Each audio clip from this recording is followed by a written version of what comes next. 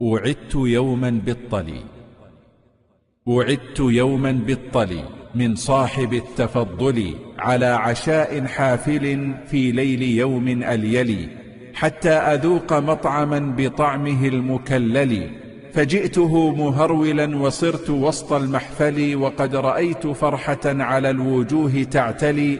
فصافحوا وأفصحوا وصحصحوا للقبل، وأنشدوني يا هلا يا لالالي يا للي، يا ضيفنا لو زرتنا لتدركن ما يلي، أنا ضيوف عندكم وأنت رب المنزل.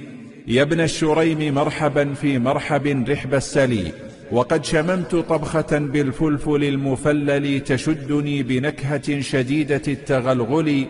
فجاءنا بقهوة تفوح بالقرنفل، ونبت تمر خصلي خلاص خالص خلي، فذقت منه ذوقة من المذاق المذهل.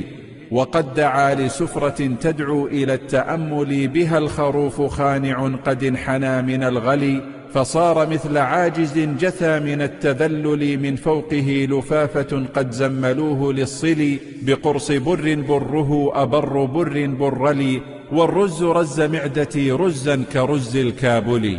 وقلقلوا مقلقلا قلقل من مقلقل قلقله، فقال قل قولك في المقلقل، فقلتها مقلقلا قلقل ولا تقللي. وفي الجريش طعمة وشبعة للآكل، نسيغه بلذة من طيب هذا المأكل.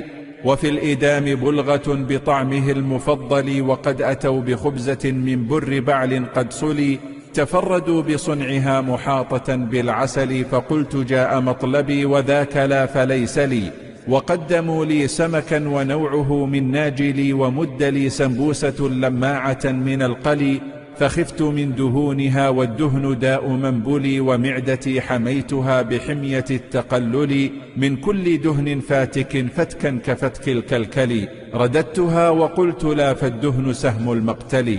ونوعوا فواكها خلت من السفرجل، وفي الحلا كرامة كريمة الكرامل، وقد جلا جل الذي جلا من الحلاجل. وفي الختام أحضروا لبعضنا علي، أكلت قسطا كاملا فكاد البطن يمتلي. جزى الإله من دعا إلى العشاء الأشعل، جزاء خير خيره أخير خير أخيلي. فهذه قصيدة مصاغة من الحلي، شبهتها بقوله صوت صفير البلبل، للأصمعي قالها منذ الزمان الأول، أقول في مطلعها وعدت يوما بالطلي.